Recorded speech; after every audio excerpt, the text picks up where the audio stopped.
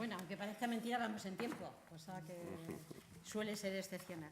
Bueno, después de las magníficas presentaciones de Enrique, de Iñaki y de Josep, pues llega el momento de que intervengáis cada uno de vosotros. Tenemos 1 hora para debate, pues hay casi 30 personas. Yo creo que lo que se trata de acciones breves y, en la medida de lo posible, propositivas, que nos inviten o que nos sugieran nuevas ideas o de cómo caminar o de qué podemos hacer los que estamos aquí, no los que están fuera de aquí, que suele ser lo habitual, que en los púlpitos se habla de lo que deben de hacer los demás y lo importante es saber qué podemos hacer los que estamos aquí en cualquiera de los mecanismos. Así que el que quiera que empiece el debate, cuando haya 3 o 4 participantes, pues voy dando la palabra a los ponentes para que también ellos puedan participar, porque tenemos ponentes de lujo y no hay que desaprovecharlos. Y si alguno de vosotros además le quiere dirigir alguna cuestión en particular, pues bienvenida sea la libertad de expresión. A ver, ¿quién empieza? Bien, como que has dicho que somos 30, querría saber a los 20 que no nos vas a dar el derecho a la palabra. Son 50. Bueno, de donde se deduce que yo tampoco soy del mundo de números. Aunque trabaje en un... Mientras que hablaban estos dos señores, digo, yo no digo dónde trabajo. Pero es un banco público, ¿eh? Bueno, a ver, ¿quién quiere empezar? Hacéis una cosa, os presentáis, porque aunque casi todo el mundo se conoce, pero por si acaso. Paco. Hola, buenas tardes, soy Paco Abad. Suelo hablar el primero desde que era pequeño, por orden alfabético. En las guías sí que no me importa nada romper el hielo. Antes de empezar a hablar de propuestas, como hablabais antes también de saber hacia dónde vamos, sí que me gustaría aprovechar que estáis aquí los dos para pediros opinión casi sobre una conclusión que seguro que es compartida, que es, habláis de apelar a una responsabilidad compartida, a una nueva ciudadanía, a que de alguna manera los ciudadanos demos un paso adelante, nos organicemos, de manera que surja una especie de número 4, ¿no? Frente a lo público, lo privado, incluso lo social, más surja una nueva ciudadanía, como diríamos, más de base, ¿no? ¿Qué opciones le veis a que eso pueda ocurrir cada uno en nuestro ámbito? ¿Acabará el propio sistema aplastando ese tipo de iniciativas o al revés? ¿Intuís que puede ser una solución porque las pequeñas comunidades de proximidad, las organizaciones de alguna manera más cercanas pueden tener mucha vida y mucha más fuerza, cada uno en su ámbito? ¿Cuál es vuestra opinión? Campuzano, la agenda que planteaba Enrique y las aportaciones de Iñaki y Josep permitían una discusión sobre muchísimas cuestiones. Pero la intervención de Ramoneda, situando la cuestión del trabajo como un elemento central y principal, me motiva una reflexión y un apunte que creo que en la reflexión que haces deberías de tener en cuenta.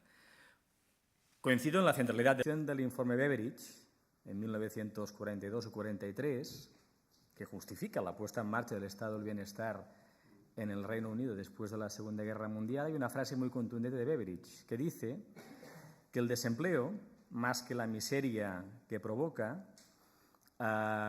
debe de preocupar por el temor y el odio que provocan los ciudadanos. Y lo dice un hombre que ha vivido lo que supuso el periodo de después de la Primera Guerra Mundial y de la irrupción de los fascismos y de la Segunda Guerra Mundial. Y además vincula el estado del bienestar al pleno empleo, para poder financiar ese estado del bienestar, y además asume la centralidad del trabajo como un elemento de la articulación de la identidad de las personas. Por tanto, efectivamente, ¿no? Pero ahí los dos apuntes es, hay países europeos que esa cuestión la han sabido resolver bien. La expresión de estas horrorosas que nos llega de Dinamarca, de los países escandinavos, que es lo de la flexiseguridad. Y allí, en los países escandinavos, con todos los claroscuros que existen, eso ha funcionado. Que es saber decir que lo que hay que proteger no es el puesto de trabajo concreto que tiene un trabajador en su empresa, sino las posibilidades de ese trabajador, si cambia de empresa, de volver a encontrar un empleo a través de la formación, el reciclaje, la inversión en las calificaciones y tal. Y en esos países ha funcionado. por otras muchas razones, pero hay un enfoque posible en Europa en relación a la cuestión del empleo. Y sus tasas de desempleo expresan que eso les está funcionando de manera razonable y están consiguiendo competir en la economía global manteniendo niveles de bienestar altos. Suecia, con mayor desigualdades, donde se han introducido más reformas desde los años 90, pero en Dinamarca, en Noruega, Finlandia, con niveles de protección social y empleo muy altos. Por tanto, es posible a recorrer y en donde inspirarnos. Pero en el caso español hay una variable demográfica que hay que tener en cuenta, porque no es menor. Hay un papel de Josep Oliver, el catedrático de Economía de la Autónoma de Barcelona. Carles Barba creo que lo escuchó en una sesión que organizamos en Barcelona, no sé si estuviste, en un papel que Josep Oliver escribió en marzo de 2012 y que está colgado en la red, muy sugerente, que dice, tanto en el caso de Cataluña como en España, que nuestra pirámide demográfica puede llevarnos al absurdo que en la década de los años 20 de este siglo, nuestra pirámide demográfica, fruto del inicio de la jubilación de los primeros cohortes del baby boom y de la incorporación de menos cohortes de los nacidos en la década antes de los 90 y de los 90 al mercado de trabajo, y fruto de los perfiles de nuestras personas desempleadas, en la que, manteniendo tasas de desempleo altas, fruto de los déficits de formación de las personas desempleadas, nuestras empresas estén planteando la necesidad de contratar trabajadores en el extranjero. Es más, dice Oliver que en el caso de Cataluña, simplemente por este efecto teórico de que no se destruye ningún puesto de trabajo de los que hay ahora en el 2020, entre los que se jubilen y los que entran, Cataluña 5% de desempleo, teórico, y en España el 8, 9, 10%. Con los déficits de formación existentes, con las tasas de fracaso escolar existentes, pues quizás tasas de desempleo insoportables en términos sociales y políticos y al mismo tiempo demanda de trabajadores cualificados. Digo que la demografía, ¿de dónde voy? Y en eso termino. La demografía es una cuestión esencial en cualquier análisis de lo que nos viene encima, y que los elementos vinculados a la forma escolar, a la empleabilidad, a la educación, en el debate debe ser central y principal. Y eso a una fundación como la Fundación SPLAI, pues yo creo que es principal, porque forma parte de su propia misión. Yo recomiendo el papel de Oliver porque te aporta una visión sobre las cuestiones del mercado de trabajo en el medio plazo como muy sugerente. Gracias.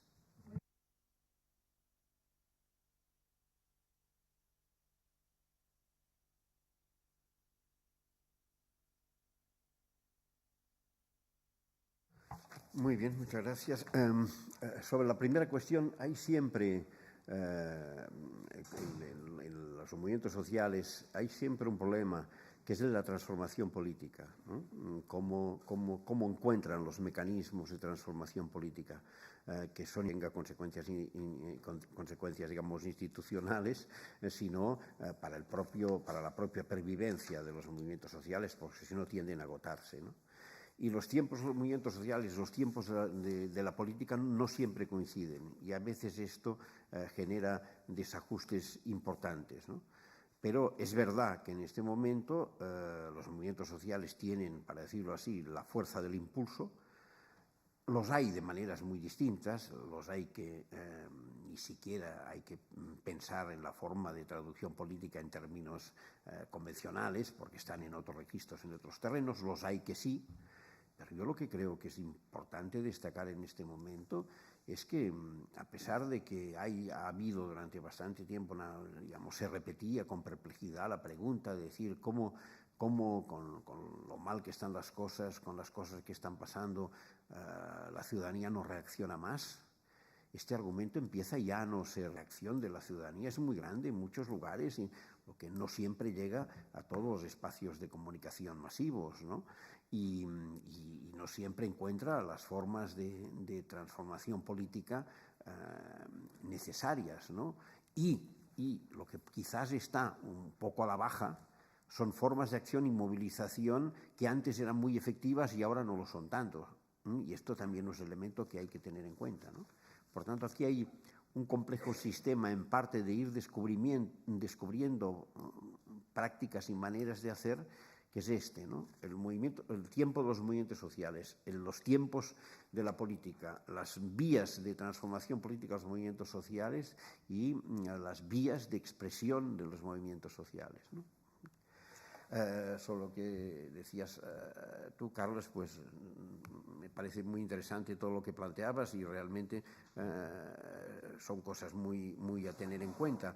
Es evidente, esto yo siempre digo que los verdaderos, digamos, los científicos sociales con más capacidad de previsión son los demógrafos, porque en el fondo, ¿qué somos sino un número de gente acumulado que nos reproducimos, nos morimos y vivimos más o menos tiempo, ¿no? Y por tanto, que estas magnitudes varíen, gran parte de los problemas que tenemos solamente en este mundo es pues porque hace un siglo y medio la esperanza de vida en este país era de 38, 39 años y ahora se ha más que doblado. Por tanto, este solo hecho lo cambia todo, ¿no? No es lo mismo, por ejemplo, casarse para toda la vida si sabes que te morirás a los 38 que si sabes que te morirás a los 80, para poner un ejemplo fácil de entender, ¿no? Pues siempre he creído mucho en la demografía, ¿no? Y es verdad, y no se puede olvidar que fue un demógrafo el que tiene el honor de haber, mientras todo el mundo iba repitiendo de que la diferencia entre las dictaduras de derechas es que las dictaduras de derechas caían y el comunismo no caía nunca. Hubo un demógrafo que en el 74, Emmanuel Todd, escribió un libro en el que hizo una especie de figuración a partir de datos estrictamente demográficos del hundimiento de los sistemas tipo soviético que en aquel momento no quería nadie. Pero en fin, él dice que fue una pura casualidad, digamos, pero acertó. No, pero evidentemente es muy difícil generalizar, aunque sí que en el núcleo de Europa hay elementos en común sobre la cuestión del trabajo que yo planteaba, ¿no? Evidentemente los países nórdicos son un caso excepcional, juegan muchos factores, hay factor de tamaño, hay factor de tradición cultural, hay factor de tamaño, hay factor de riqueza. Antes de venir aquí, por casualidad, este mediodía he estado con el embajador de Noruega. Claro, lo de Noruega es insólito, pero claro, 4,5 millones de que es el único país con petróleo que no sufre la maldición del petróleo, porque tienen un sistema reguladísimo, un sistema de fondo soberano muy regulado, que no lo pueden gastar más que en unas proporciones muy justas y no lo pueden utilizar para calentar la economía propia, sino para invertir fuera, ¿no? Un sistema patronal, sindicatos, gobierno, que cada vez que hay un problema se sientan y deciden qué pone cada uno. Es que, bueno, son situaciones excepcionales y me ha hecho gracia porque tú hablabas de Dinamarca y él me hablaba de Dinamarca como diciendo estos ya se han pasado, estos ya están en el campo, estos ya los hemos perdido, ya solo quedamos los finlandeses, los suecos y nosotros. No, pero son casos un poco excepcionales, pero es verdad, por tanto son envidiables e interesantes de observar y de seguir, ¿no? Iñaki. Ay, sí, perdona. Mira que no darte a ti la palabra. ¿Sabéis lo que me pasa? Yo estoy bastante convencido de que estamos viviendo sin darnos cuenta del tiempo que estamos viviendo. Estamos analizando permanentemente las cosas como si fueran a estar en vigor durante 2 pestañeos más las cosas que han estado en vigor hasta ahora y que todavía están. Es que están cambiando a tal velocidad que me da la impresión de que todos los análisis que estamos haciendo corren el peligro de quedar caricaturizados antes de que acabe esta misma reunión. Va todo demasiado deprisa. Una reflexión del calibre del trabajo, que tiene una importancia, a mi juicio, determinante, y que a lo mejor resulta que dentro de muy poco tiempo se descubre que el trabajo es la maldición y el hombre se ha liberado de eso y se dedica por fin a la meditación, a la alta cogitación de las cosas. Va todo tan a prisa. Yo creo que estamos todavía en el primer minuto del partido de la globalización. En el primer minuto del partido. Hemos observado ya las primeras señales, pero como todavía no han ocupado de una manera determinante en nuestra vida, pues todavía seguimos manejando los viejos códigos de circulación, pero es que yo tengo una sensación casi táctil de que se han ido dentro de 5 minutos los que todavía no se han ido. Y una reflexión en torno al trabajo, por ejemplo, desde una magnitud inferior a la europea, por ejemplo, yo creo que ya no tiene muchísimo sentido y no sé si en la magnitud europea lo tendría, porque está todo ya corriendo a una velocidad extraordinaria por la globalización que avanza. La determinación que va, o sea, la importancia que va a adquirir el mundo, pero a gran velocidad, las materias primas, lo que ocurre cuando un país como China o como la India entran de pronto a optar a los bienes de consumo, etcétera, etcétera, lo estamos medio notando, pero es que en muy poquito tiempo vamos no a notarlo, sino a estar claramente marcados a todos nuestros efectos, en nuestra vida, en nuestra economía, etcétera.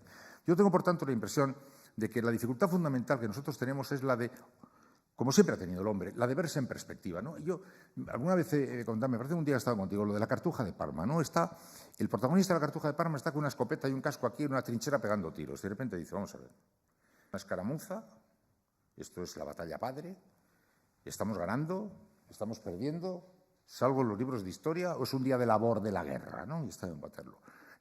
No podemos tener conciencia, porque no podemos tener perspectiva de lo que está pasando, pero yo, por lo tanto, sin conciencia y sin perspectiva, tengo una percepción casi táctil de a la velocidad a la que va todo esto. Y, por tanto, yo tengo la impresión de que nos resulta muy difícil hacer vaticinios y estamos cerrando como fallidas iniciativas que van a constituir señales con el paso del tiempo. Yo estaba en París en mayo del 68, lo siento, yo estaba. He oído después que estaban todos los demás, yo no sé. Yo desde luego estaba. De ahí concebí a mi primer hijo y ahí, bueno. Entonces, yo me acuerdo que entonces los comentarios también eran, pero esto para qué ha servido, total no tenía importancia y total que concretar, a ver, poner en un papel lo que queréis y tal. Bueno, finalmente tuvo unas características completamente distintas los movimientos sociales de aquí, pero todavía 30 y tantos años después, los rasgos, los aromas, lo bueno y lo malo que de ahí se derivó, porque estos elementos se van moviendo sin que seamos nosotros capaces de determinar su peso en el momento exacto. Nosotros, cuando yo le digo a mis compañeros más jóvenes, vosotros os creéis que cuando guillotinaron a Luis XVI se acabó la monarquía y comenzó un tiempo nuevo. Pues no, señor. Cuando se acabó la monarquía, después de Luis XVI, hubo el Imperio Napoleónico, la reposición borbónica, Luis XVIII, Carlos X, Luis Felipe de Orleans, Napoleón III y luego la Revolución. La Tercera República fue la Primera República. Bueno, y hemos empaquetado todo eso en guillotinaron el 2 de enero a Luis XVI, se acabó un tiempo y empezó el otro. Los ciclos se van produciendo de una manera distinta de nuestras lecturas de las cosas. Y estos movimientos ciudadanos que algunos ya han despreciado olímpicamente porque concretad lo que queréis, son señales que a lo mejor un día descubrimos que explican los principios de las cosas. La revolución del norte de África ha fallado. Entenderemos que lo que pase habrá empezado a pasar en ese día que nosotros vivimos. Yo creo que nos falta, por tanto, bastante capacidad para distinguir estas cosas. Y mientras tratamos de vivir, puesto que vivimos en el tiempo presente, y no tenemos capacidad ni de adivinación ni de nada, lo que yo sí creo es que tendríamos todos que intentar autentificarnos en los valores que son los que sabemos que son absolutamente positivos. Lo común, la idea de lo común. La idea de lo común ha sido sustituida por lo que es de todos no es de nadie. Ejemplo, los parques públicos a nuestros hijos, universitarios maravillosos, que hablan de la Cumbre de Río y que son el colmo de la exquisitez ecológica, dejan como si hubiera pasado una bandada de cerdos cuando se van a tomar unas copas en el centro de la ciudad. Metáfora muy básica de lo que entendemos nosotros por común. Es de todos, luego no es de nadie. Es decir, no creo que tengamos posibilidades de responder a preguntas de la magnitud de qué le va a pasar al trabajo. No lo sé. Tengo la impresión de que tenemos que estar preparados para una transformación de extraordinaria importancia que se está produciendo ya y que se va a producir todavía a más velocidad y que conviene que nos pille con algunas convicciones. Yo creo que es, a mi juicio, momento de reafirmar convicciones en el hombre, en los derechos del hombre, en los derechos de los demás, en los derechos de los colectivos, en el valor de las cosas bien hechas, del respeto a la vida, del respeto. Porque vamos a encontrarnos una mañana en el pestañeo número 8 con que el agua se convierte en un problema por el cual a lo mejor estamos teniendo que entrar en un conflicto mundial. y los animales, y los elementos las semillas, la batalla por las semillas, la conquista que ahora mismo se está haciendo en África y en Sudamérica, China, etcétera, está comprando millones y millones de hectáreas, colocándose para la batalla que se avecina de las semillas, de los alimentos, del agua. Está cambiando todo mucho esta situación. Y yo creo que eso hace muy difícil la respuesta. No, sin embargo, no creo que nos deba conducir ni a la melancolía ni a la inhibición. Tenemos que seguir participando en las acciones de tipo colectivo, luchando porque la política se sensibilice y sea capaz de afrontar el pedazo de tramo de historia que le toca vivir con sinceridad, con honradez, y tratando de no tomarnos a beneficio inventario las corrientes que nos llegan de fuera de los canales de la ortodoxia. Yo los movimientos estos sociales, etcétera, constituyen para mí una gran esperanza, desdibujada, inconcreta, inoportuna, molesta, es un tostón, pero sin embargo yo creo que anuncian tiempos esperanzadores, como dice Ramoneda, donde no todo el mundo se ha muerto y vamos a vivir juntos el proceso que se avecine, tratando de transmitir y defender valores que estamos seguros de que van a ser interesantes, yo creo, de cara al futuro, porque pase lo que pase, aunque el filósofo nos dirá cómo han ido cambiando los pensamientos, pensamientos referidos al hombre y su valor, su dignidad, el respeto a sus derechos, etcétera. Yo creo que esos siempre van a ser valores. Muchos de ellos están siendo destrozados delante de nuestros ojos, y yo creo que debemos pelear contra eso, aunque nos falte perspectiva, porque eso sí que constituirá seguramente aportación. Muchas gracias, Hernán. Perdona. Bien, Carlos Usías, de la Red Europea de Lucha contra la Pobreza y la Exclusión Social. Bien, Carles, antes has comentado la flexibilidad y pasa lo que le pasa en este caso catalán, pero también a todos los españoles. ¿Os acordáis de la primera parte de la palabra y no de la segunda? ¿No? Cuando hablamos de empleo, de flexibilidad, ahí lo que existe es una estructura de flexibilidad en el empleo y seguridad en la transición de un empleo a otro. Y de eso siempre se nos olvida en este país, ¿no? Y eso fue lo que inspiró la recomendación de inclusión activa de la Unión Europea, que hablaba, ¿no?, de no los mini-jobs, ¿no?, trabajo de calidad, hablaba de garantía de rentas y hablaba de acceso a servicios de calidad. Y eso, a lo que está ocurriendo en este país, se parece con un huevo una castaña, o sea, con carácter general. Está muy bien invocarlo, pero la realidad es que solamente invocamos siempre la primera parte de la palabra y no la palabra completa y las consecuencias posteriores, ¿no? Y no entro más en temas de empleo, porque es verdad que esto tiene que ser unas políticas europeas. Es verdaderamente, si podemos queremos plantearnos una política de empleo en este país sin tener en cuenta la Unión Europea, la hemos perdido.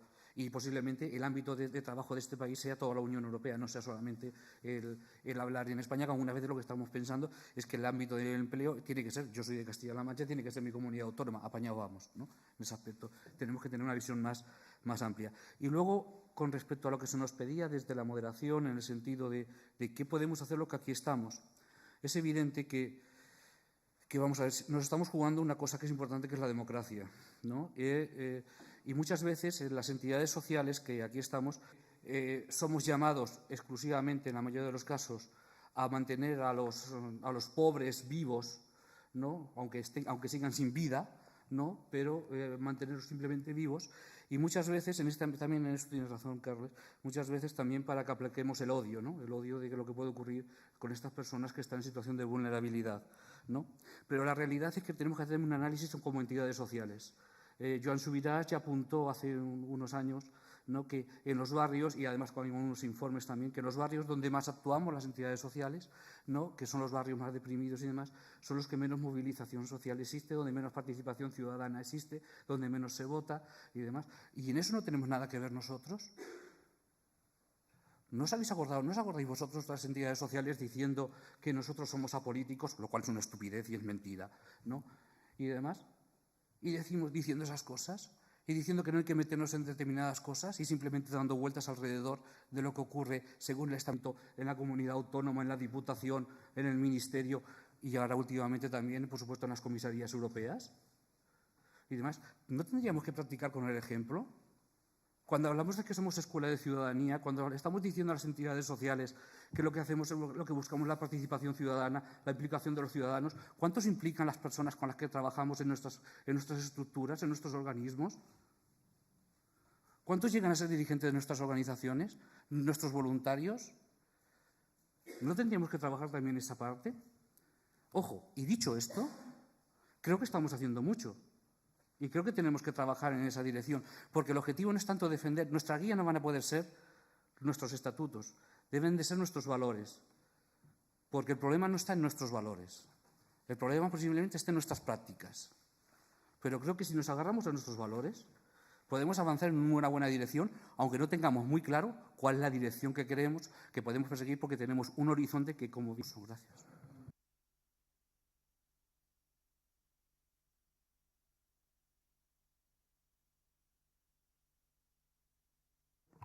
Que quería hacer una reflexión al hilo del tema que hablabais de los movimientos sociales, la relación con la política, etcétera, ¿no? Me voy a basar, para hacer esta reflexión, en lo que se está viviendo en estos momentos en las Islas Baleares alrededor del fenómeno de la educación. Lo digo para mí, lo conozco, yo soy de allí, para mí es muy ilustrativo, ¿no? Y es ilustrativo de una categoría que creo que se puede elevar a más lugares de estrictamente lo que es las Baleares, ¿no? Yo creo que en este momento está pasando algo que es un cierto divorcio entre la política institucional, los movimientos sociales y la sociedad, perdón, no los movimientos sociales, la sociedad de una forma exagerada. ¿Qué quiero decir con esto? Hace 10 años, 20 años, cuando en una sociedad como la Balear, por ejemplo, había una mayoría absoluta del Partido Popular, había una cierta congruencia, una cierta empatía, una cierta sintonía entre esa mayoría absoluta y los ciudadanos. Dicho de otra forma, la política, los políticos, fueran del Partido Popular o del Partido Socialista, etcétera, tenían una cierta capacidad de leer o de sentir de forma parecida a como sentían o vivían sus electores. Yo creo que esto en estos momentos en parte se está rompiendo. Y en el caso de las Islas Baleares es un ejemplo claro. Una sociedad que ha votado hace muy poco, hace 2 años, de forma mayoritaria al Partido Popular, en estos momentos se está produciendo una especie de desidentificación que hace que el pensamiento de un colectivo pequeño dentro del Partido Popular, y pongo este ejemplo porque es muy ilustrativo y lo conozco, ¿no? Han decidido hacer una guerra de un tema que socialmente no era vivido como ninguna guerra, que era el tema de la educación y la forma de hacer la educación y concretamente las lenguas en el punto de que es la única ley en democracia que ha sido votada por unanimidad en una sociedad que ha habido muchas mayorías muy contrapuestas. La única ley de consenso de todas las fuerzas políticas en el 83 fue la ley de normalización lingüística. Y eso se tradujo durante muchos años en mucha paz en este tema social, pedagógica, etc. De repente, una gente que consideran que están iluminados o que es su sentimiento legítimo, pero su sentimiento, sin escuchar lo que piensa la gente o lo que vive la gente, deciden imponer un modelo. ¿Qué ha sido el detonante de la gran movilización? Aparte del contenido de la propuesta hecha, ha sido otra cosa para mí más importante y más profunda. Y es que estos responsables políticos legítimamente hacen la propuesta de que en las escuelas se vote como se quiera el 13-2014. Si quieren enseñanza como hasta ahora, que es en catalán y castellano, más o menos 50-50, o si quieren otra cosa, o si quieren una de las 2 lenguas. Y para sorpresa de todos, propios y extraños, de ellos, también de mí, la gente, con un 80%, se pronuncia diciendo que quiere lo que hay. Cosa que sorprendió muchísimo, porque ahí el catalán, el uso social ha retrocedido. O sea, hay mucho más que cuando yo me fui, que hace 30 años. Hay un 50% de la gente que vive en las islas que es nacida fuera de las islas. Un 50%. Pero, en cambio, cuando fueron consultados padres y madres de las escuelas, el 80% dijo que lo querían como estaba. Solo un 12% dijo que querían el castellano como lengua única y el otro que no sabe, no contesta. Ante esta lectura, en vez de saber leer eso, que es fácil de leer, no hace falta ser muy listo, dar esta realidad y proponer otras fórmulas, yo qué sé, imponen un decreto de trilingüismo que significa muchas cosas que ahora no puedo entrar a discutir sobre cómo introducir el inglés sin haber habido preparación y quitando el papel al catalán, etcétera, etcétera.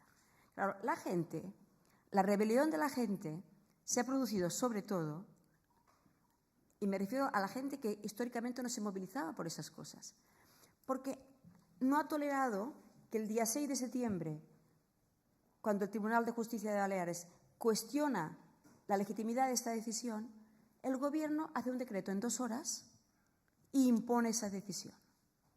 Entonces, se ha juntado una gente muy diferente, docentes, formaciones políticas, digamos, gente de la cultura, etcétera, etcétera, con una gran cantidad de padres y madres, de votantes de las políticas, de pueblos, de la ciudad, que la ciudad ya es muy importante desde el punto de vista de cantidad de habitantes, y se han revelado de una forma global. No voy a entrar en el detalle, pero si lo queréis saber vale la pena, porque el nivel de solidaridad que se ha generado y el nivel de movida ha sido muy grande. Entonces, yo creo que aquí hay un punto de desvergüenza en no saber leer lo que la gente está diciendo. Entonces, esta especie de incapacidad de armonía o de empatía entre los representantes institucionales, políticos y el sentir de la ciudadanía es algo que aviva el papel de los movimientos sociales en estos momentos. Y en la medida que esos movimientos sociales dejan de ser una minoría estrafalaria, vanguardista, sino que impregna capas sociales, sectores sociales, inclusive conservadores, vitalmente hablando, pero que no aceptan que nadie les pase Y yo creo que aquí sí que realmente hay mucho vigor y que a mí me da por lo menos mucha esperanza en una sociedad que no es combativa o revolucionaria habitualmente.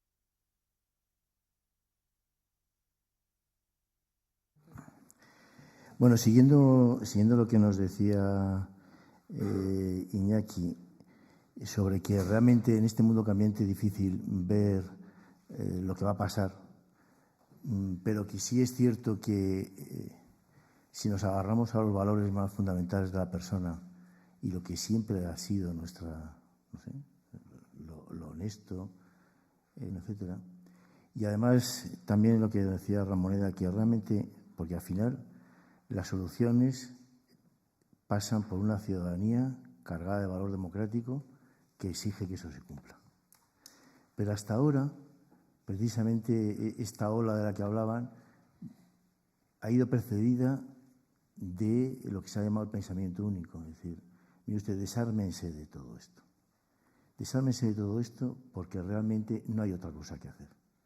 Dejen ustedes de pensar.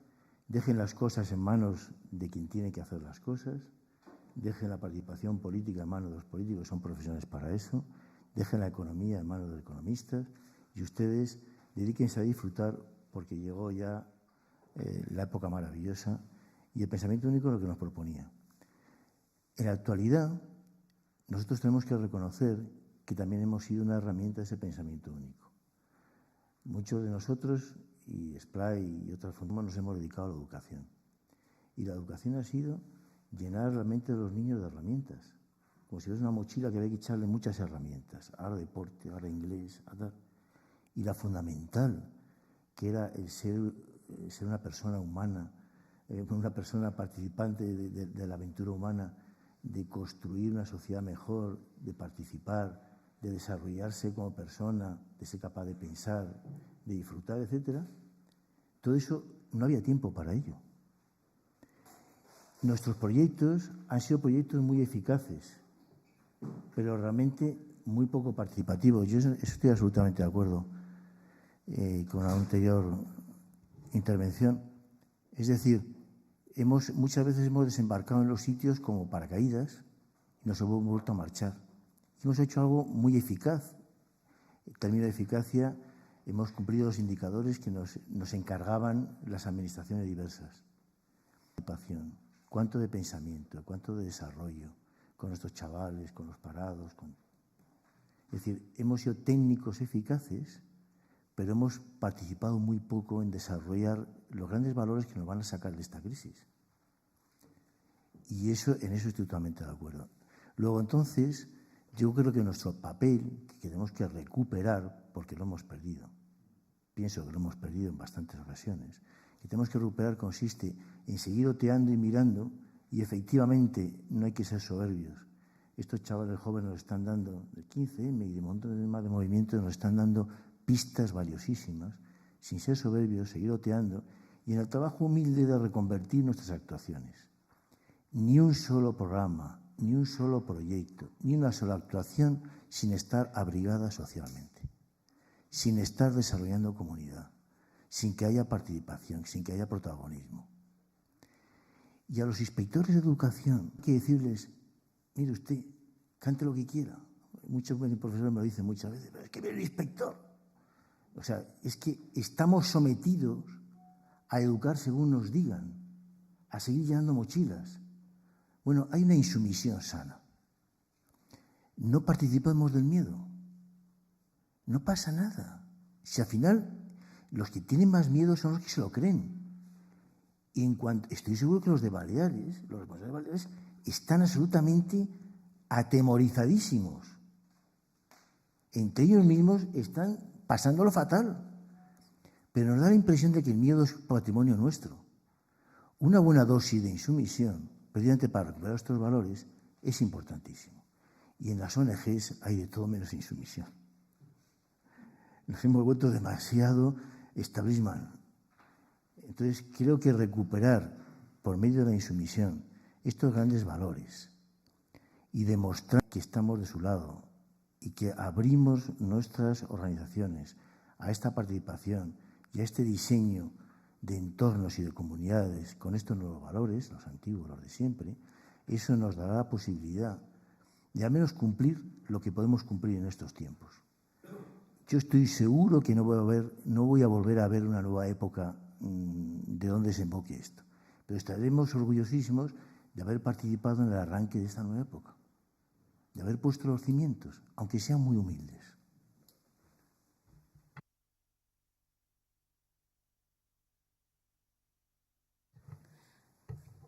Bueno, soy Núria Gister y formo parte del Consell este.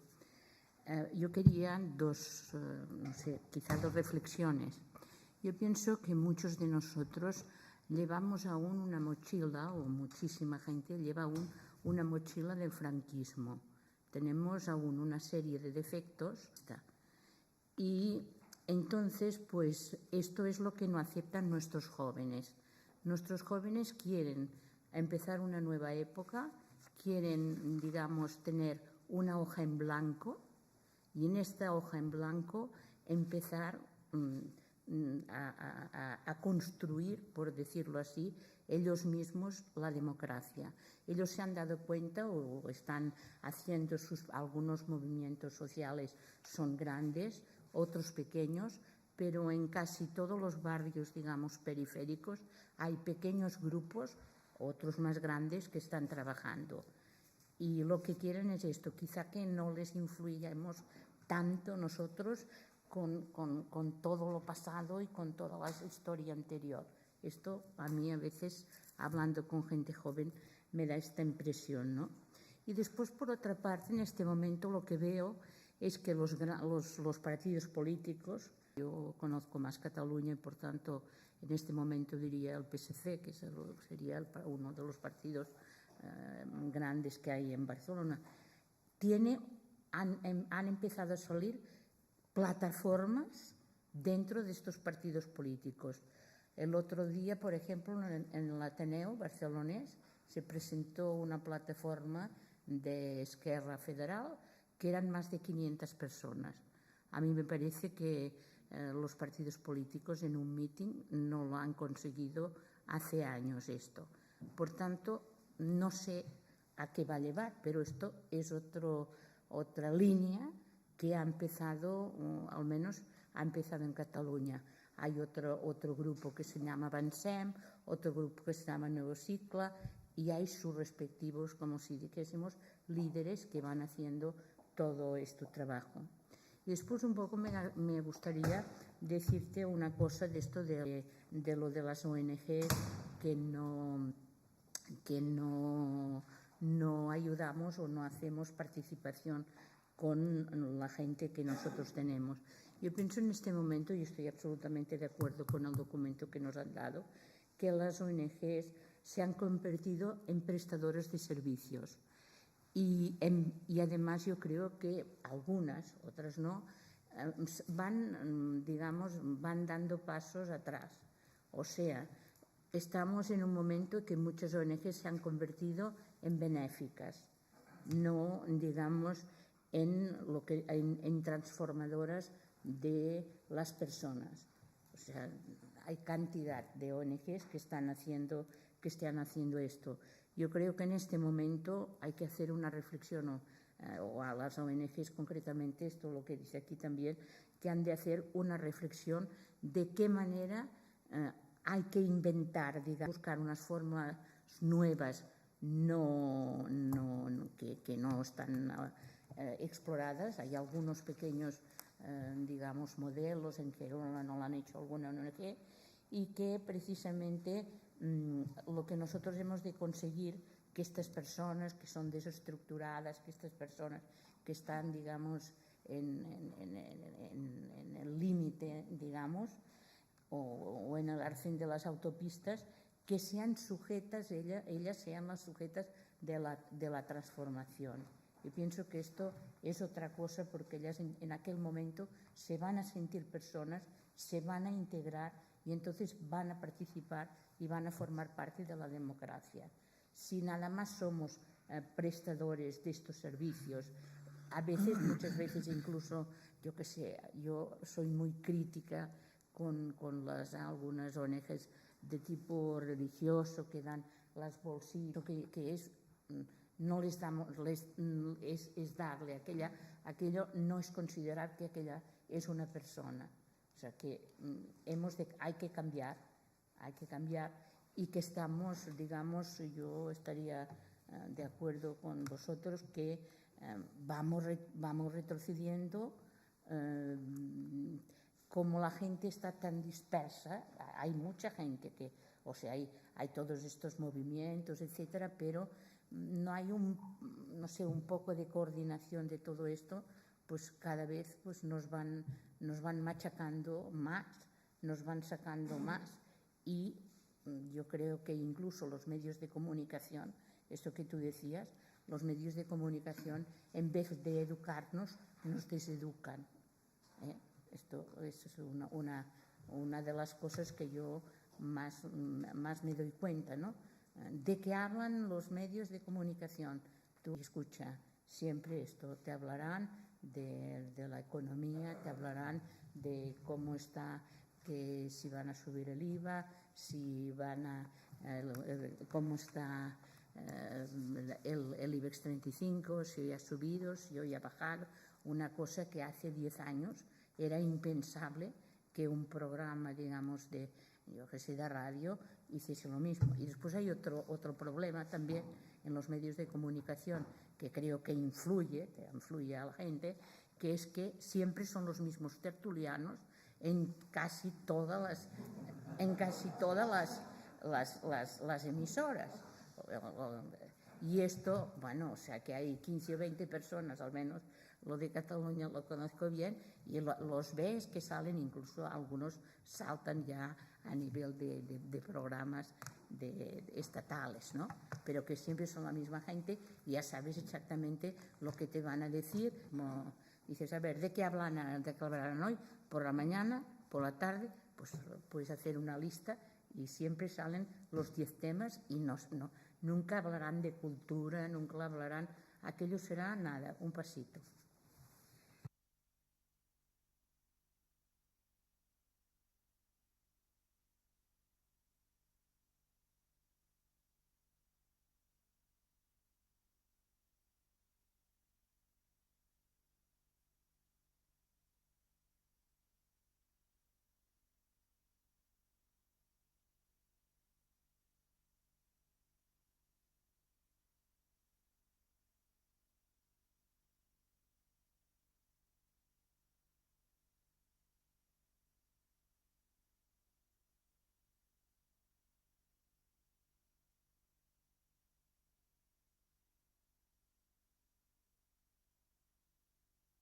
Sí.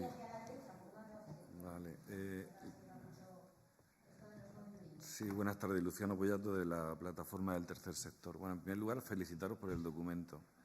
Yo me identifico fundamentalmente con lo que llamamos civismo y luego otra cuestión muy importante con lo relativo al empalabramiento, es decir, al dar la palabra, ¿no?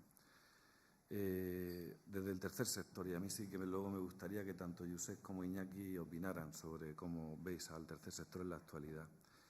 Yo creo que ahora nuestra mayor aportación, aparte del debate de si somos entidades prestacionistas o somos entidades defensoras de derechos, en principio la plataforma del tercer sector, su misión es la de defender los derechos de las personas más excluidas, en principio, esa es nuestra misión.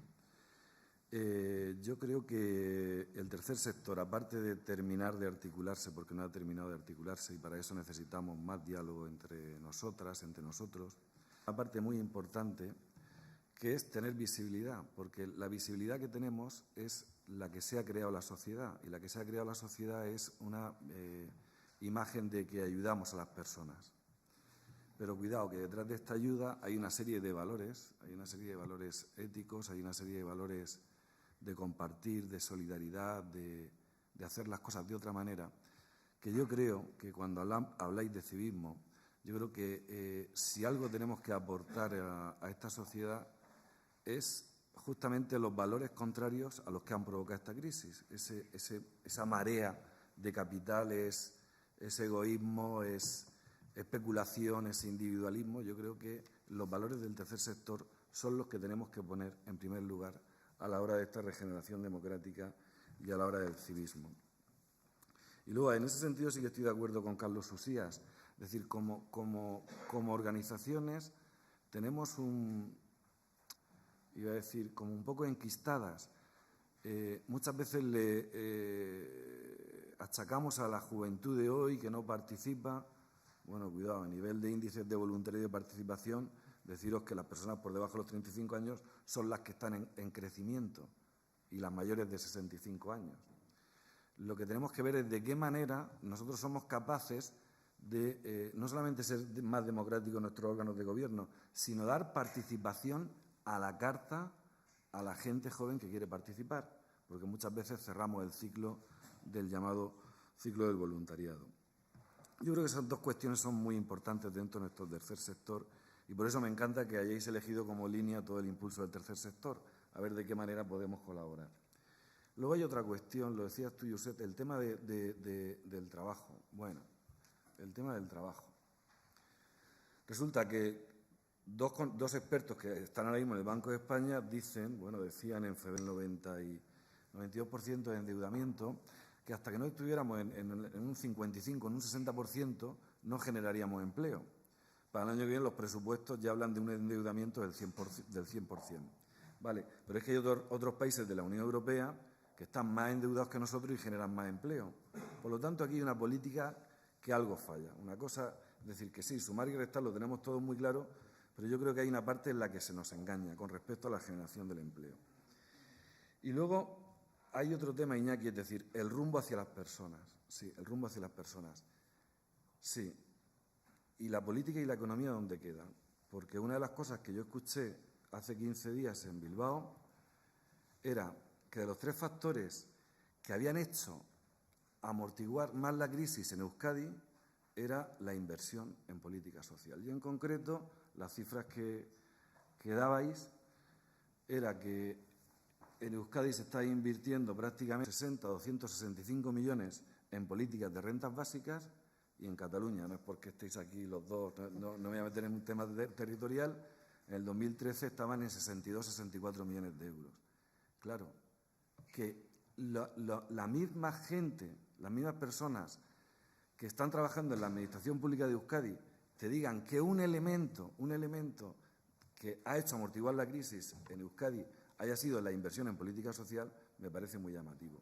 Por lo tanto, en cuanto a propuesta, cambio interno nuestro del tercer sector, ser más participativo, dar más participación y por lo menos, aunque termine esta reunión, evidentemente todo habrá cambiado, como tú decías, Iñaki, a esa velocidad, pero tengamos también propuestas económicas, tengamos propuestas en los presupuestos que se están debatiendo ahora mismo en el Parlamento, tanto en el español como en todos los territoriales. Es decir, yo creo que por ahí iría un poco la idea. Y luego deciros que como plataforma del tercer sector, acabamos de constituirnos, llevamos solamente 1 año y medio, y nuestra historia es fruto ya de más de 30 años de movimientos sociales y otras organizaciones que nacieron hace más de 100 años. Y aquí estamos con disponibilidad para la apertura y sobre todo para la negociación, para terminar de articular todo esto que llamamos el tercer sector. Bueno, como no quiero reprimir demasiado, pues entonces os voy a rogar que os autorreprimáis. Un ejercicio de responsabilidad compartida para que podamos cumplir el horario. Entonces, por favor, porque hay muchos que quieren intervenir, también creo que debemos...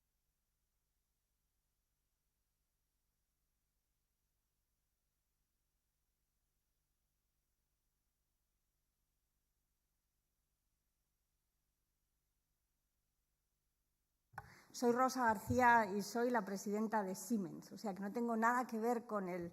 Tengo que ver con el tercer sector porque estoy aquí y interesada en la sociedad y en las personas, pero quizá pueda hablaros desde fuera, porque cuando os oigo a veces parece que los empresarios somos los malos, ¿no? Y yo me he sentido un poco deprimida cuando oía toda la visión de hacia dónde vamos hacia el futuro, porque cuando se pone a uno a pensar las cosas desde el punto de vista puramente económico, lo que da la impresión es de que la nueva economía, con las nuevas tecnologías y lo que van a traer de darle poder al ciudadano de decidir qué es lo que quiere comprar y transparencia a la política y a la empresa, pues van a tener que producir una sociedad tremendamente distinta y muchísimo mejor de la que nos encontramos. ¿Dónde?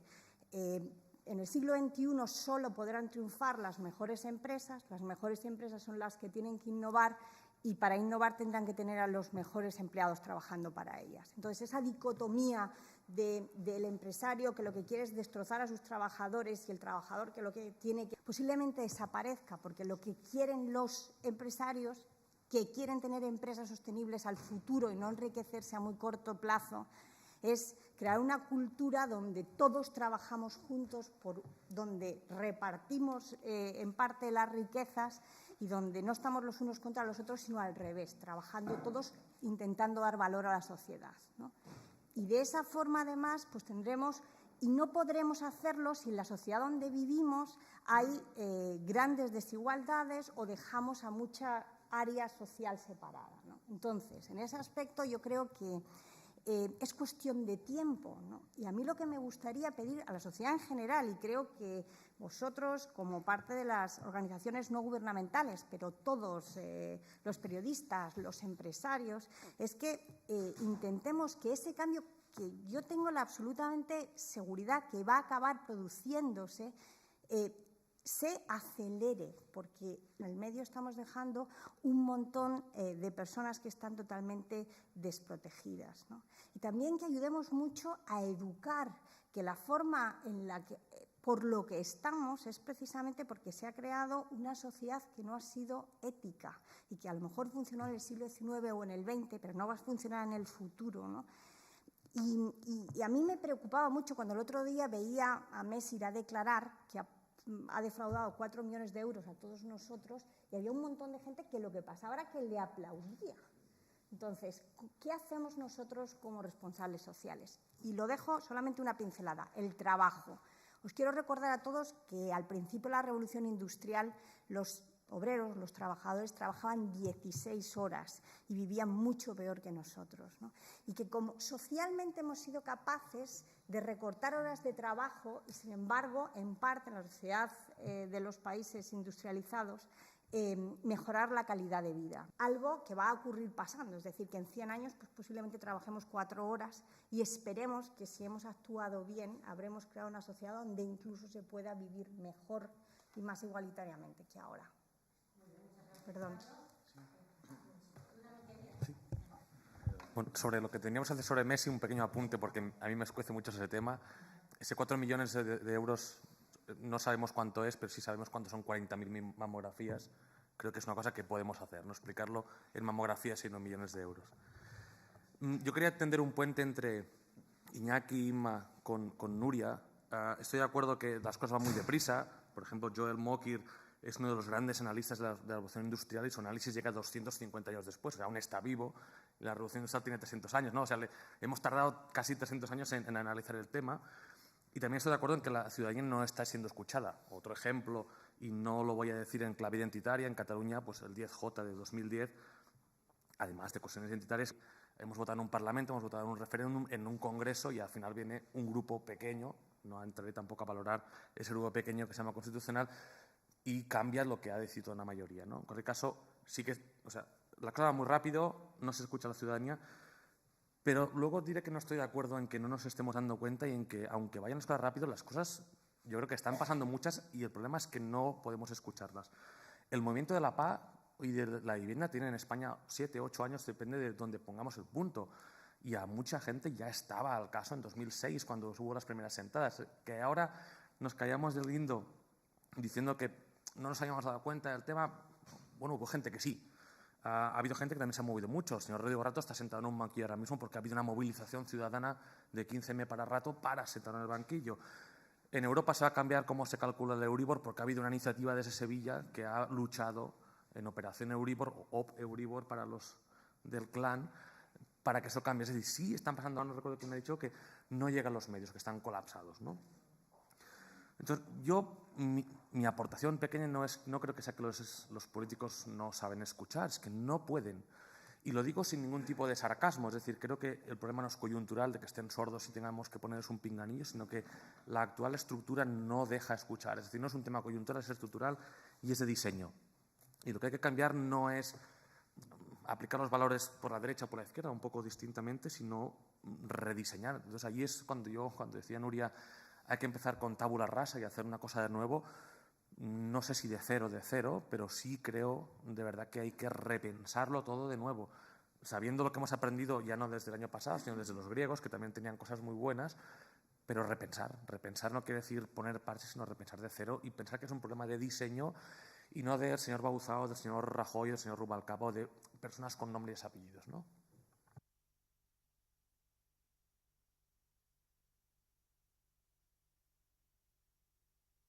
Gracias, Carles.